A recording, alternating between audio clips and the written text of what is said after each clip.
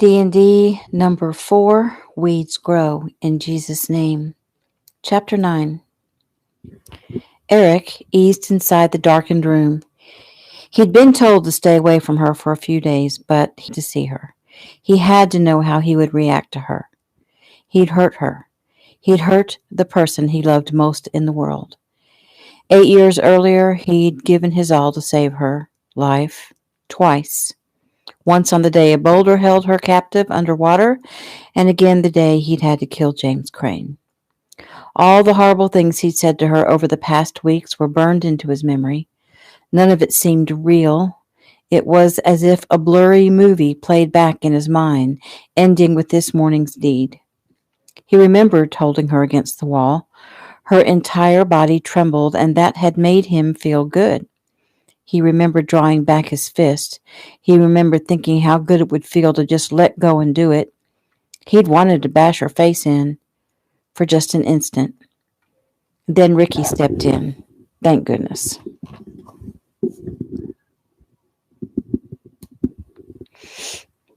How weak he must be to have let subliminal messages get to him, to let them take root in his mind. He shook his head. Ray had reminded him that they weren't just normal subliminal messages.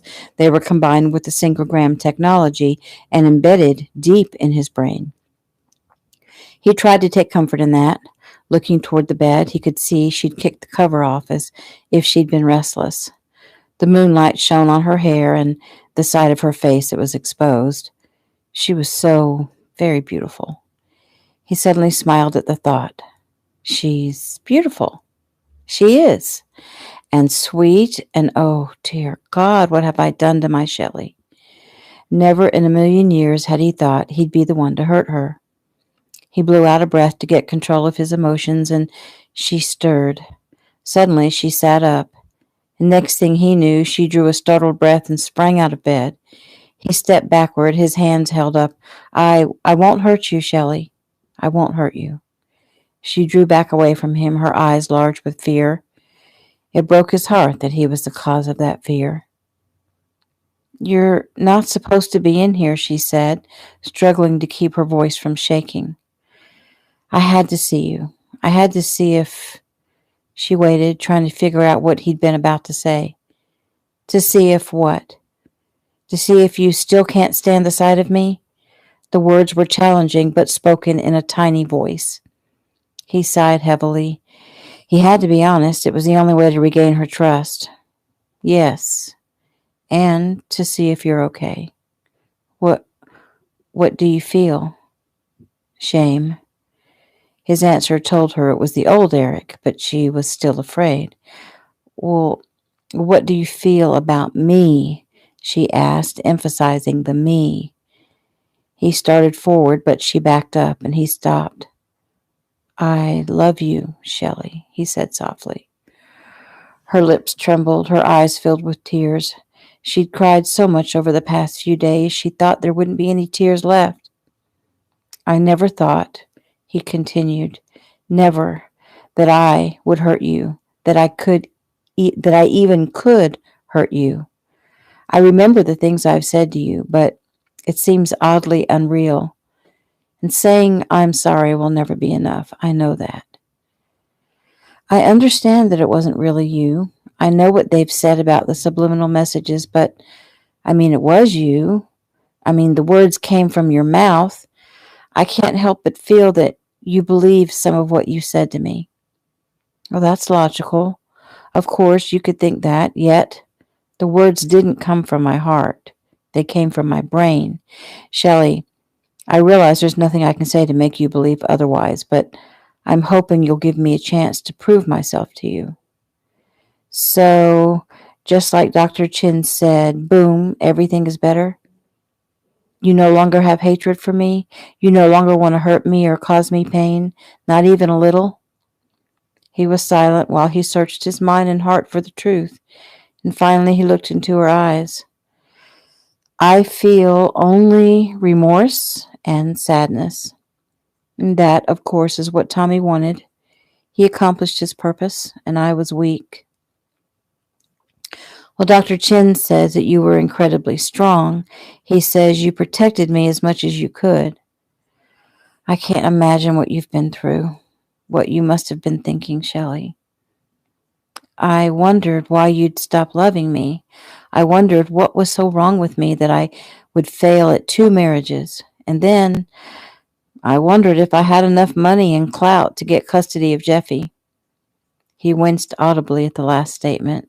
It took a few moments before he could speak. Is that what you want, Shelley? I mean, I won't blame you if you don't want to stay with me. Do you want a divorce and custody of our daughter? The last words were barely spoken between the sobs that had built up in his chest. The sound had Shelley's heart breaking. The big, strong, legendary master, broken and crying. She couldn't let this happen to him. She loved him. James wanted to hurt him. His legacy lives on. Now Tommy wants to hurt him, and he's doing it. Beth is long gone, and yet the pain goes on. She had to put a stop to it. Eric dropped to his knees. Forgive me, Shelley. Please, he whispered. Oh, Eric, she cried, and she ran to him. He opened his arms, and she melted into him. His arms came around her tight. They rocked back and forth together on the floor, sobbing, loving, reveling in the feeling of being connected once more.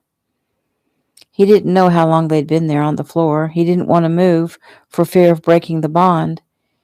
He brushed her hair back from her face, something he'd done constantly since the day he'd met her. She looked up at him. I need your forgiveness, he said. There's nothing to forgive. It wasn't your fault.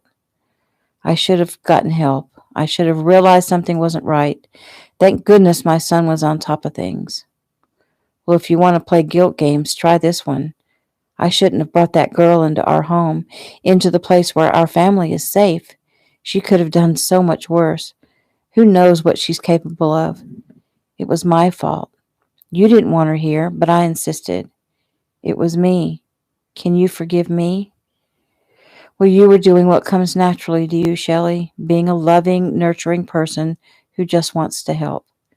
And you can't help being what you are. I, on the other hand, should have known something was up the moment Beth walked into that diner.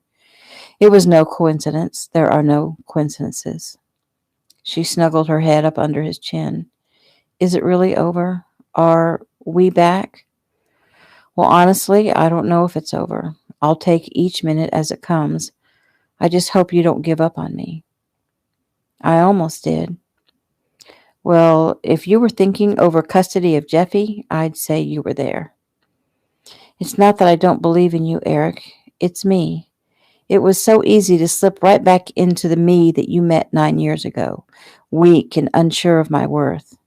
I'd been beat up on my whole life before you came along, and all it took was a few harsh words from you, and I lost all that I thought I'd gained since meeting you. What does that say about me?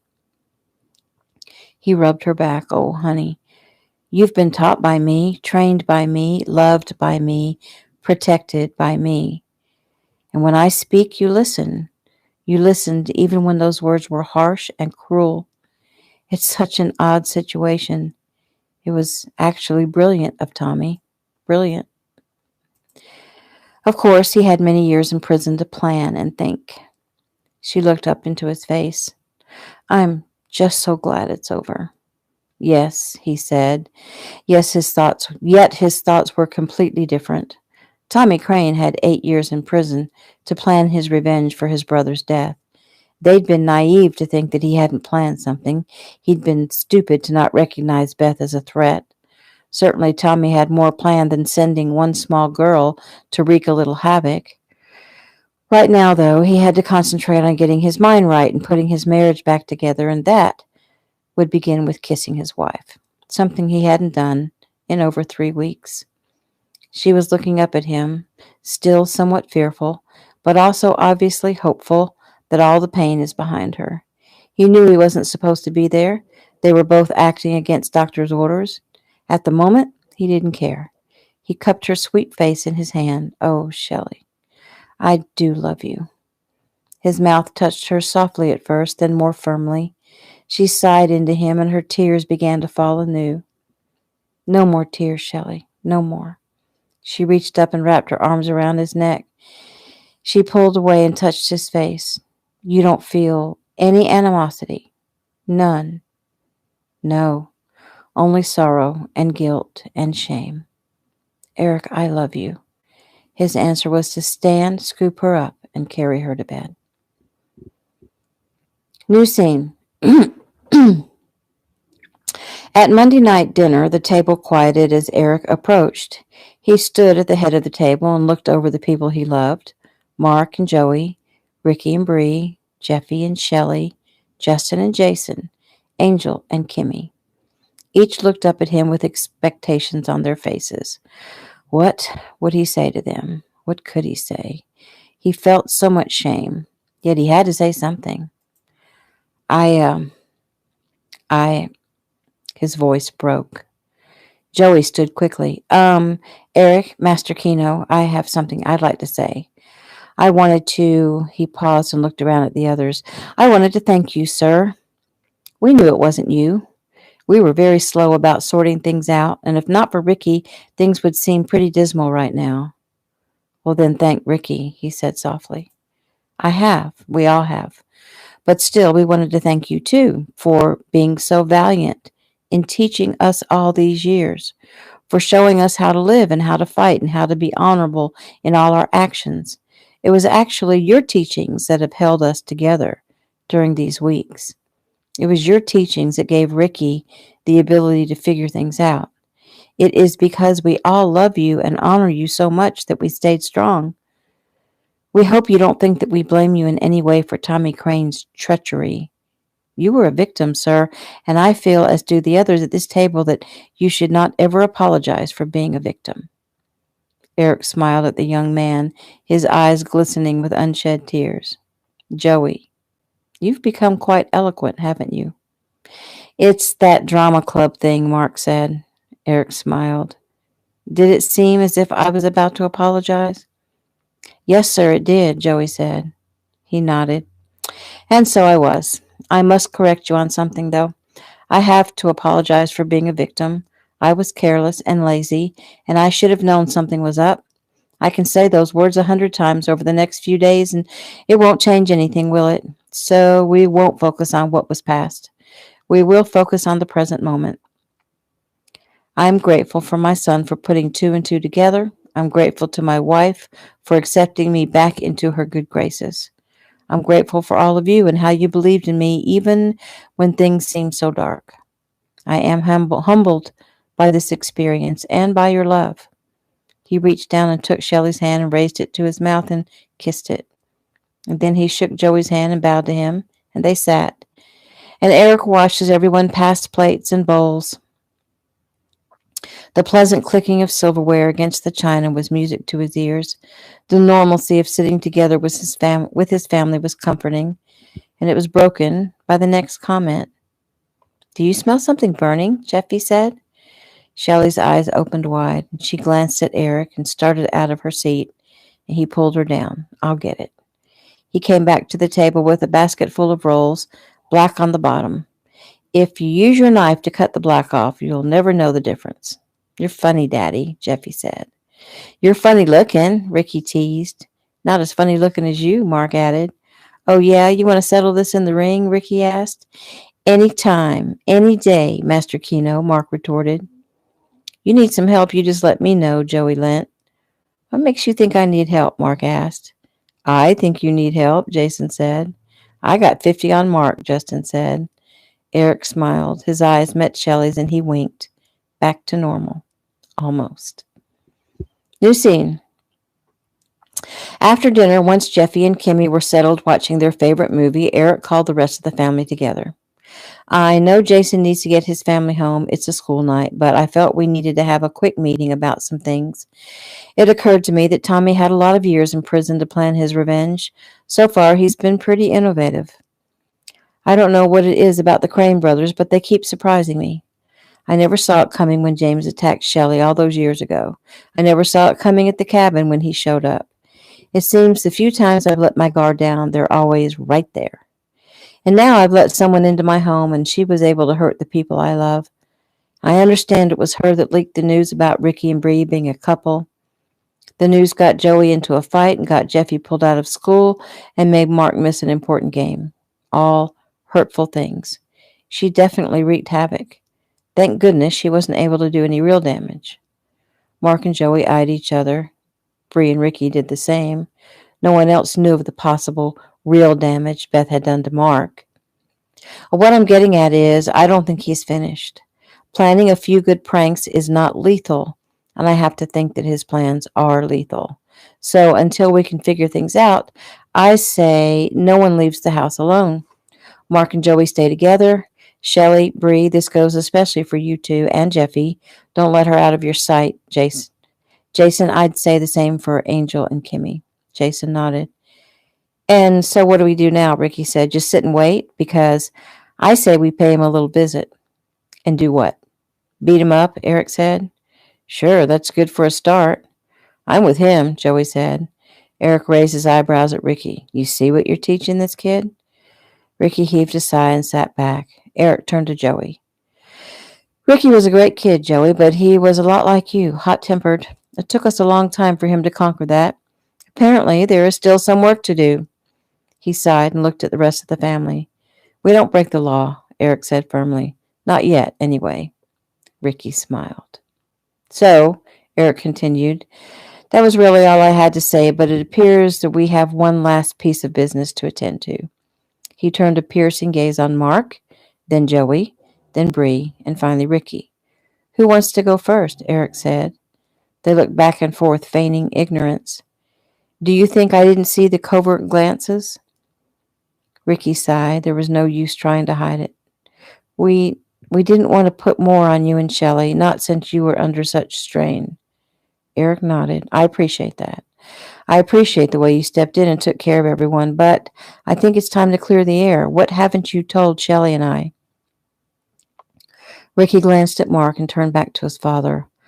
On Mark's birthday, he and Jana had plans to go to a hotel and I know, Eric said. Good grief, do we have to have this discussion in front of everyone? Mark asked. It's okay, hon, Shelley said. I'm your mother. I understand about things. Well, I'll leave if it would be easier, Angel said. She started to rise. No, that's okay, Mark said. Mom will just tell you later anyway. I'll just suck it up. Ricky sighed. Everyone needs to take a deep breath and listen. The rendezvous with Jana didn't work out. Mark was feeling pretty low, and Beth came to cheer him up, if you know what I mean. Mark's head was down and Shelley's cheeks were red. When I interrogated her, I asked her about her relationship with Tommy. She said she didn't have one. I asked her why not. She said it was because she has AIDS. Oh, no. Oh, Mark, Shelley said, rising. She went to her son and sat beside him and gripped his arm. Oh, baby. It's going to be okay, Mom. I know I don't have it. How do you know? Shelley asked, trying to fight back the tears once again. I just know. You'll just have to trust me. Didn't you use protection? Justin asked. It all happened so suddenly. I mean, I didn't expect Beth to come waltzing in my room and, well, you know. He circled his hand around. Seduce you? Shelley offered. Mom, sorry, baby. I'm angry. Not at you, at her. And at myself. Mom, I knew what I was doing. I'm not innocent in this, and I was caught off guard, though, and I didn't use protection, and I'm sorry, Mom. I didn't mean to bring you any more troubles. I brought that girl into our home. I did this to you. She rose and ran upstairs. Geez, Mark said. I don't have AIDS, Mom, he called after her. Well, Jason said, this is certainly lethal. Maybe, Eric agreed, and maybe just as harmless as the rest. Only time will tell. He'll be tested. Until then, emotionally, we act as if what Mark says is true. He doesn't have AIDS. He put a hand to his head. Another headache? Ricky asked. Yes. He rose. I think I need to go upstairs and rest. Thanks, everyone, for everything. Bree tugged on Ricky's hand, a worried expression on her face. You mind if I tag along, Dad? Ricky asked, taking her cue. Eric looked to Ricky and then Bree. Come along. And make sure I don't go upstairs and pound on my wife? Well, no offense, but Dr. Chin did say you weren't even supposed to see each other for 2 days. He said she was a trigger. If you're having a headache, well, Eric nodded. Well, you're thinking she was a trigger. If you're having a headache, well, Eric nodded. Well, you're thinking logically. Come along then, you too, Bree. Maybe you can be some comfort to Shelley. Mark and Joey, would you mind getting your sister to bed? We got it covered. New scene. Bree and Shelley sat on the deck, speaking softly about all that had recently come to pass. It was comforting, Bree thought, to sit side by side with her mother and share their innermost hopes and fears. Her mom was only 16 years her senior.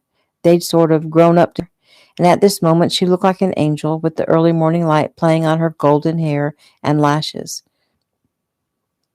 Even though her mother was her mom and had been a tower of strength for her daughter, she still seemed so innocent.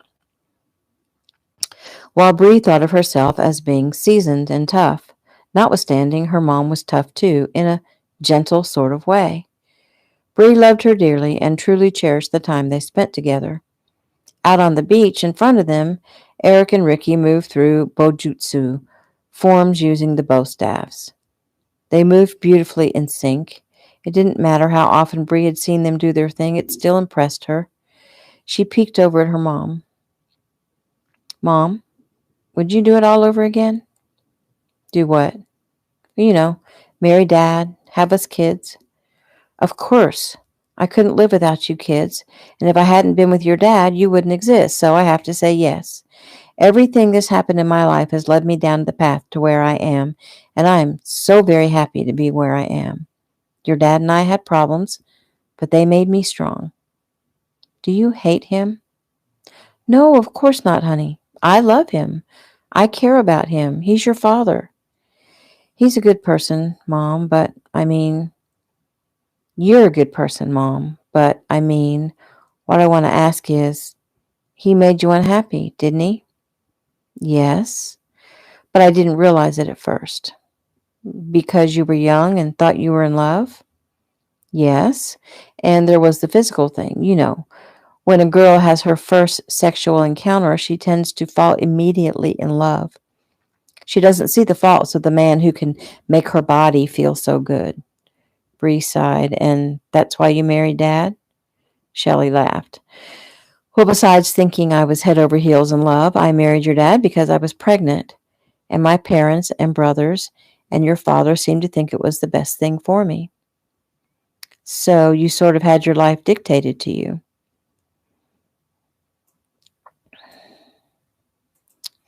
Well, yes and no. That's a little too simplistic. I thought I was in love with your dad. He was older and sophisticated, and I thought he loved me. I gave myself to him, and when I got pregnant, everyone including me, thought marriage was the best thing. It was when I realized your father didn't love me for who I really was that things got sticky. I accepted it for a long time.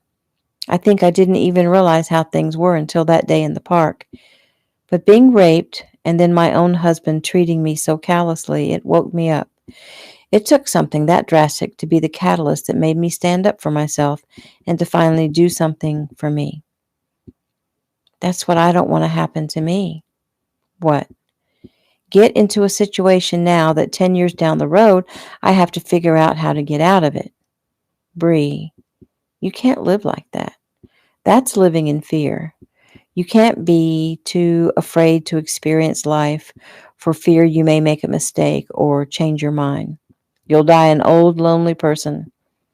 Bree sat silently, digesting her mother's words. Her eyes remained on the man below who could make her body feel so good, as her mother put it. Was she in love with him? And was that only because of their sexual encounter? Why was she so afraid of committing to him or to anyone? She'd seen her mother mistreated so often. Did that have anything to do with it? Earth to Bree, Shelley said. Bree smiled at her. I won't die old and lonely, Mom. I'll always have you and the boys and Jeffy. Shelley pressed her lips together. What about Ricky? You're not interested in him for the long haul? I don't know, Mom. I just can't figure out how I feel about him. Well, he's a pretty great guy. Most girls would die for a man like that. Oh, he's more than a pretty great guy. Believe me, I know how lucky I am to have him. He's so honest. He's so strong. He'll take on the whole world if he has to protect those he loves. He's smart. He's funny. He's classy, but not a snob. He's perfect. Just maybe too perfect. Well, now you're not making any sense. First, there's no such thing as a perfect man, not a human one. Second, there is definitely no such thing as a too perfect man. Bree laughed. Maybe not. So if he's such a great guy, what's the problem? I don't know. He's so nice, so respectable. He's a 30-year-old man. He should be, and that doesn't sound like a problem to me.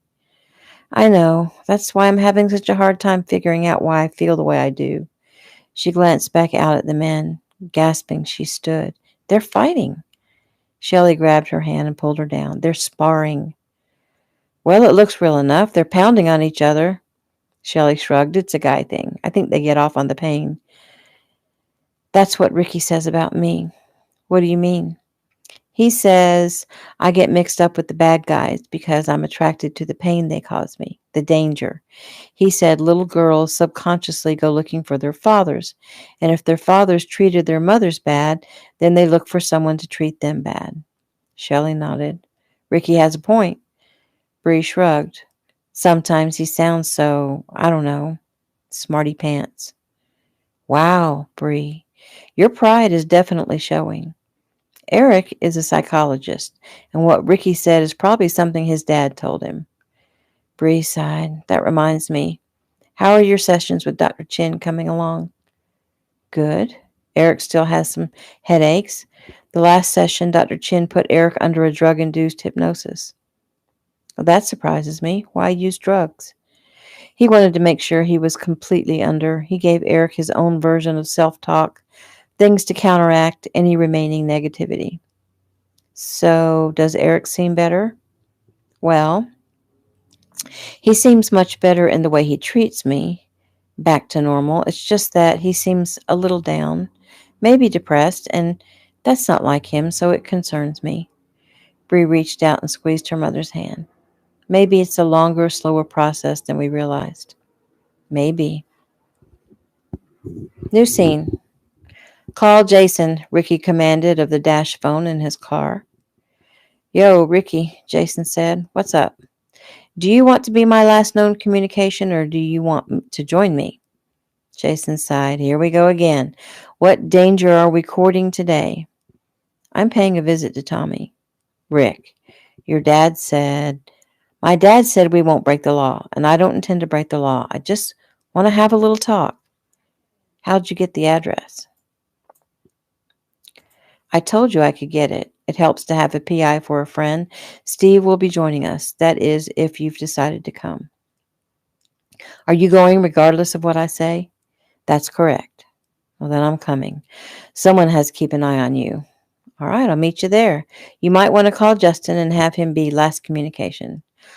I'll tell Angel. No, she'll call Shelley. Okay, I'll call Justin. Ricky laughed. For such a deadly guy, you sure are a chicken. Yeah, whatever. The three men met down the street from the Target house. Jason met with his surveillance man, found that Tommy was alone, and let him know that they were going in to have a little talk. They approached the house silently. Ricky headed for the back. Steve and Jason went to the front. Steve rapped on the front door twice before the door opened. A large, blond, blue-eyed man answered the door. He leaned against the frame. Yeah? What? Looking for Tommy Crane, Jason said. You got him. What do you want? Jason sighed. 8 years ago, Tommy and James had pulled the old switcheroo, and now they'd done it again, because this man was not Tommy. Oh, he resembled him, but it wasn't him. Well, that's funny, man, 'cause I know Tommy Crane, and you're not him. The man's head jerked up. He stepped back and tried to slam the door. Steve's foot caught it. The man took off for the rear of the house. Jason and Steve stopped halfway down the front hall and waited. They could hear the man fumble with the lock on the back door, heard him throw the door open, heard a thud, heard a moan. "You guys gonna just stand there, or are you gonna help me move this guy back inside?" Ricky called. They moved forward and helped Ricky drag the large man into the small living room. The man moaned and sat up. "We got a problem, Rick," Jason said. "Yeah? What's that?" "This isn't Tommy." Ricky was silent while he thought. He'd never seen Tommy close up. He'd seen pictures. Tommy was 6'4", solid, white blonde hair cut in a crew, stark blue eyes. This man fit the description perfectly. "But your surveillance picked him up right at the prison gates." "Well, this guy must have been in the car that came to get Tommy. Tommy got in at the prison. This guy got out here at the house." "Is that how it was?" Jason said loudly, kicking the guy on the thigh. "Ow! Yeah, man." "When did he contact you?" "Some red-headed dude hired me back about 6 months ago. He said he had a part for me to play. The pay was good, and I wasn't getting any work. I took it." "You're an actor?" Ricky asked. "Yeah, but it's hell getting work. You can't blame me for taking the job." He shook his head to clear his vision and squinted up at Ricky. "Hey, you're Ricky Kino." Ricky rolled his eyes. "Did you know who Tommy Crane was when you agreed to pretend to be him?" He shrugged. "Some guy doing time for assault and grand theft auto. He said he wanted to change his identity when he got out. He needed someone to cover for him for a while. That's all I know. That's all I wanted to know." "What's your name?" Steve asked. "Clay. Clay Bennett." "Okay, Clay. You say that's all you wanted to know, but you did know you were doing something that wasn't quite right," Jason said. He hung his head. "Well, once I was here, they told me if anyone came looking for Tommy and realized I wasn't the real McCoy, I was to take off and get lost. And when they told me that, I knew I was in over my head, but I didn't know how to get out of it without getting hurt or killed or something." "You could have gone to the police," Ricky said. "I considered that. I was still considering that. I guess it's too late now." "Well, you lucked out, man, 'cause we're the good guys," Steve said. "So what do I do now?" Ricky thought. Good question. "Has Tommy ever come to visit you here?" "No." Ricky looked up at Jason. "If this guy disappears, maybe Tommy will come looking for him. We can pick him up then." Jason shook his head. "I don't think Tommy will take the chance. If this guy stops showing up at his job, Tommy will know this deal is over. He won't come. I say we just get this guy out before he gets hurt." "Thank you, man," Clay said to Jason. Ricky nodded at him. "All right, go get anything you want to take now. You'll come with us." He scrambled to his feet. "Right away." "Wait," Ricky ordered. "What about Beth?" "Who?" "Beth. Small girl, short black hair. Kind of cute." He shook his head. "I don't know her, man." Ricky nodded at Jason. "I guess she was with the real Tommy Crane." Clay ran down the hallway of the small home. Within a few minutes, he was back, a bag thrown over his shoulder. "Does Tommy know your real name? Does he have any information on you?" The guy swallowed. "He has my resume. He knows everything." Jason sighed. "Okay. Looks like you're going to have to lay low for a while." "Oh, man. How am I supposed to do that?" "Ricky will get you money. Steve will get you ID. Lay low. Don't take any acting jobs." "Yeah, that shouldn't be a problem." New scene. Tommy's shoes made a horrible clunking sound as he came down the basement steps. Beth shuddered. Hopefully he only came to speak with the three flunkies that remained at his beck and call, who sat playing cards just outside her door. They told her plenty about Tommy. He was a very bad man. He was rich, filthy rich, which meant he had no intentions of helping her family. He'd wanted her to cause harm to the Kinos as part of an old blood feud between Eric Kino and Tommy's dead brother, James Crane. She felt bad about that. Shelley was such a sweetheart. Hopefully they'd already recovered from her little escapade. What worried her was Tommy was still talking about taking Jeffy. That terrified Beth. She wasn't worried about her own life. That was already over. But Jeffy was special. She rubbed her hand over her hair. She hadn't been able to bathe in weeks. They gave her just a few minutes in the bathroom twice a day. They brought her hamburgers to eat from Mickey D's down the street. Luckily, other than when Tommy had roughed her up the first night back, she'd been left alone. Apparently, knowing she had AIDS helped a lot. Beth wasn't sure why, or just why, Tommy was keeping her around at all. She lay very quiet on the concrete floor and listened to what Tommy had to say to the men. "We'll try tomorrow. If he doesn't show, we'll try again the next day." "You gonna let us try to take him without the gun?" "No." "Come on, Tommy. He's a freaking movie star. He can't be as bad as they say." "He is." "Okay, look. Roy can hold the gun on him the entire time." "I got $100 riding on this," Duke said. "Give me and Hector some time to try. That's all I ask. If we fail, he can shoot him." Tommy shrugged. "Well, don't say I didn't warn you." And that is the end of chapter 9.